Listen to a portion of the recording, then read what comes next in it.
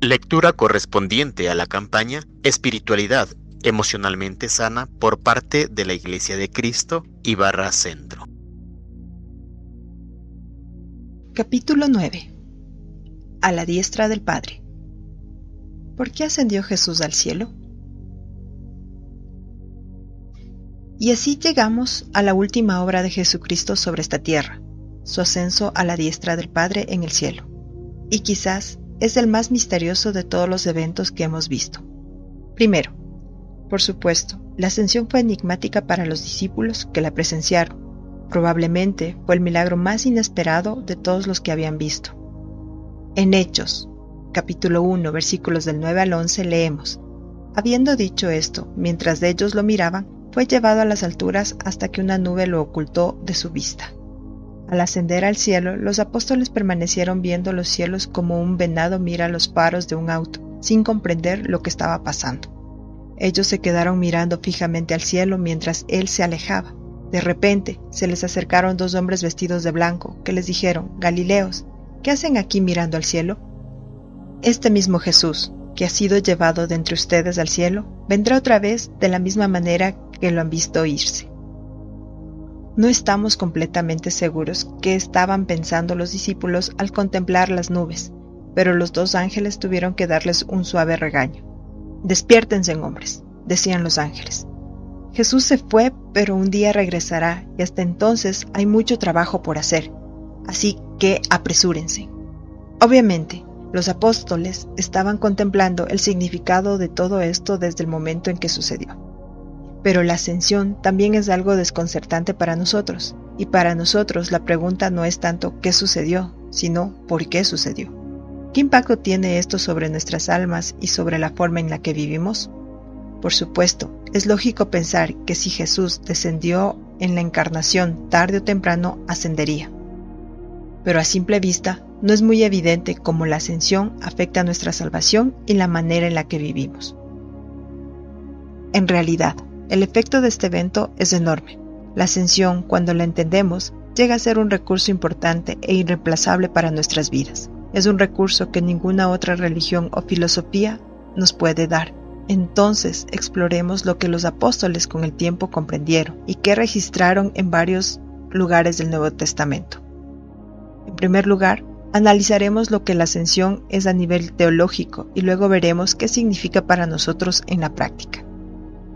Primero, ¿qué es la ascensión? No es solo el regreso de Jesús de la tierra al cielo, es una nueva coronación para Jesús, marcando el comienzo de una nueva relación con nosotros y con el mundo entero.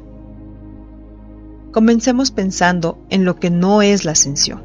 La ascensión no es simplemente el hecho de que Jesús dejó la superficie de la tierra. No se trata tanto de su salida de la tierra, sino más bien de su entrada al cielo.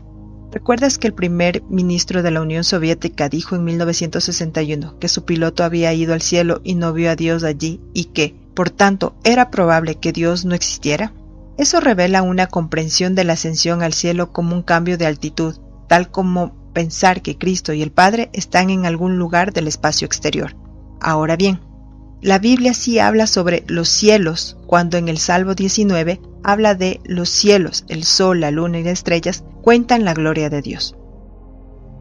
Pero Jesús no subió al cielo de las estrellas y los planetas, Él fue al lugar celestial, y eso es algo mucho más profundo que una órbita en el espacio exterior. De hecho, la palabra ascender es probablemente el lugar correcto para comenzar. Sabemos que significa ir hacia arriba, cuando un avión despega, pero por lo general somos muy cuidadosos cuando usamos la palabra para referirnos a una persona. Por ejemplo, podríamos decir, él ascendió la escalera, pero usualmente no usamos esa palabra para describir algo así. En vez de eso, diríamos que subió la escalera.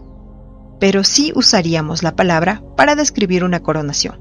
Cuando alguien llega a ser rey o reina, existe una ceremonia en donde la autoridad le es oficialmente transferida. La persona literalmente camina a una plataforma, sube los escalones y se sienta en un trono, en un asiento muy alto, y decimos, el rey ascendió al trono. La palabra ascendió requiere decir más que solo un cambio de elevación. No es que una persona esté físicamente en un plano más elevado que todos los demás, sino que ahora tiene una nueva relación con ella. y tiene nuevos poderes y privilegios de autoridad. Los escalones y el trono son simbólicos.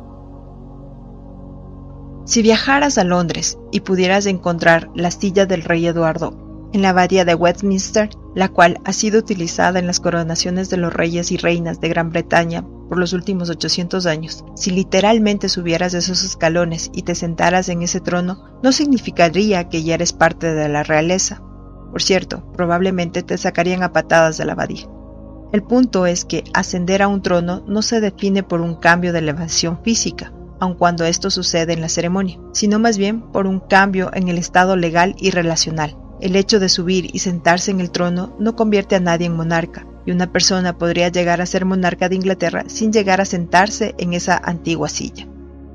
Ahora bien, si Jesús solo quería regresar al Padre, pudo simplemente haber desaparecido. Hubo otras veces en las que se desvaneció de la vista, como con los discípulos en el camino a Emaús. Sin embargo, en la ascensión, Jesús se eleva literalmente en las nubes y desaparece en la distancia hacia los cielos. ¿Por qué lo hizo de esa forma? Solo podemos especular, pero podría ser por la misma razón por la que nosotros tenemos una ceremonia de coronación. La elevación en el espacio simboliza la elevación a nivel relacional y autoritario. Jesús estaba trazando físicamente lo que estaba sucediendo a nivel cósmico y espiritual. ¿Y qué era lo que estaba sucediendo? Jesús tomaría, ahora como el único Dios encarnado, completamente humano y completamente Dios, su lugar como el nuevo rey y patriarca de la raza humana.